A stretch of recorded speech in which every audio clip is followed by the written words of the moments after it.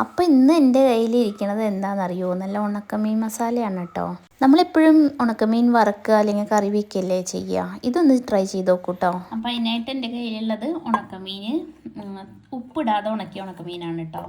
അതുകൊണ്ട് സാധാരണ നമുക്ക് വാങ്ങിക്കാൻ കിട്ടുന്നത് ഉപ്പിട്ട് ഉണക്കിയതാവുമല്ലോ. ഇത് ഉപ്പിടാതെ ഉണക്കിയതായതുകൊണ്ട് നമുക്ക് ഉപ്പും ചേർക്കണം കേട്ടോ. അതിലേക്ക് ചേർക്കാനായിട്ട് കുറച്ച് മുളക് പൊടി, ഉപ്പും കുറച്ച് മഞ്ഞൾപ്പൊടിയും ചേർത്തിട്ടുണ്ട് കേട്ടോ. എന്നിട്ട് നല്ല ഡ്രൈ ആയതുകൊണ്ട്, ഉണക്കമീൻ നല്ല ഡ്രൈ ആയതുകൊണ്ട് ഞാൻ കുറച്ച് വെള്ളം ചേർത്തിട്ട് പേസ്റ്റ് പോലെ ആക്കിയിട്ടാണ് ഇത് അതിൻ്റെ മേലിൽ തേച്ച് പിടിപ്പിക്കുന്നത് കേട്ടോ. അല്ലെങ്കിൽ അത് മുകളിൽ എല്ലായിടത്തും ഒരുപോലെ പിടിക്കില്ല, പൊടി അവിടെ ഇവിടെ ആയിട്ട് പിടിച്ചിട്ട് കറക്റ്റ് ആവില്ല. അതുകൊണ്ടാട്ടോ അങ്ങനെ ആക്കുന്നത്. അപ്പോൾ അതാ ഞാനിത് ഉപ്പും മഞ്ഞൾപ്പൊടിയും മുളക് പൊടിയും പേസ്റ്റ് പോലെ ആക്കിയിട്ട് ഇതിൻ്റെ മേലേക്ക് ഒഴിച്ച് കൊടുക്കുന്നുണ്ട് കേട്ടോ. നമുക്കിത് എല്ലായിടത്തും തേച്ച് പിടിപ്പിക്കാം.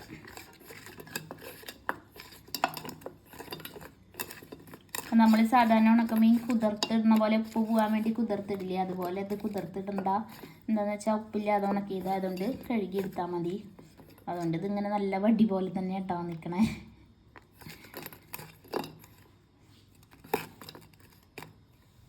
അപ്പോൾ ഇതെല്ലായിടത്തും മസാല തേച്ച് വെച്ചിട്ടുണ്ട്. ഇതിവിടെ ഇരിക്കട്ടെ, അപ്പോഴേക്കും നമുക്കൊരു കൂട്ട് റെഡിയാക്കാം. അപ്പം ഞാൻ നമ്മുടെ ഇടികല്ല് എടുത്തിട്ടുണ്ട്. അതിലേക്ക് ഒരു കുഞ്ഞ് പീസ് ഇഞ്ചി ഇട്ട് കൊടുത്തിട്ടുണ്ട്. പിന്നെ കുറച്ച് വെളുത്തുള്ളി, പിന്നെ ചുവന്നുള്ളി അത്ര ഇട്ട് കൊടുത്തു കേട്ടോ. എന്നിട്ട് നമുക്കിതൊന്ന് ചതച്ചെടുക്കാം.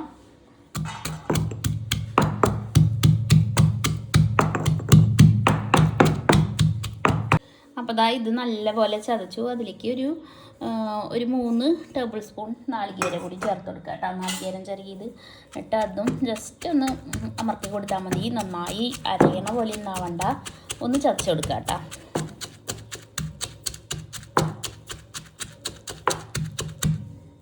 ഇതാ ഇത്രയും മതി.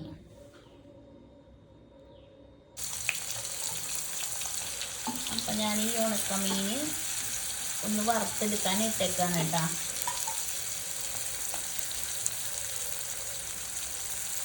അപ്പോൾ ഉണക്കമീൻ 2 പുറവും തിരിച്ചും മറിച്ചിട്ടിട്ട് വേവിച്ച് നല്ല മൊരിയിച്ചെടുക്കുക. എന്നിട്ട് ഇത് 2 പുറത്തേക്ക് ഇങ്ങനെ മാറ്റി വയ്ക്കുക കേട്ടോ. അതായത് എണ്ണയിൽ നിന്ന് അങ്ങോട്ട് കോരി മാറ്റി വയ്ക്കുക, വേറെ പാത്രത്തേക്ക് മാറ്റണമെന്നൊന്നുമില്ല. എന്നിട്ട് നമ്മൾ നേരത്തെ ചതച്ച് വെച്ച കൂട്ടില്ലേ, ചുവന്നുള്ളിയും വെളുത്തുള്ളി ഇഞ്ചിയും നാളികേരമൊക്കെ കൂടിയിട്ടുള്ളത്, അത് ഈ വെളിച്ചെണ്ണയിലേക്ക് തന്നെ ഇട്ട് കൊടുക്കുക കേട്ടോ.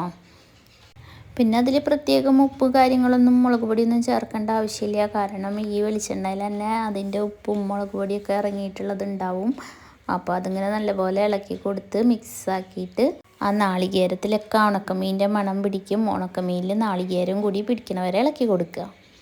അപ്പോൾ നമ്മുടെ നല്ല ടേസ്റ്റുള്ള ഉണക്കമീൻ മസാല റെഡി ആയിട്ടുണ്ട്. ഉണ്ടാക്കാൻ വളരെ എളുപ്പമാണ്. ഇത് മാത്രം മതി കേട്ടോ ചോറുണ്ണാനായിട്ട്. അപ്പോൾ എല്ലാവരും ഇത് ട്രൈ ചെയ്ത് നോക്കണേ.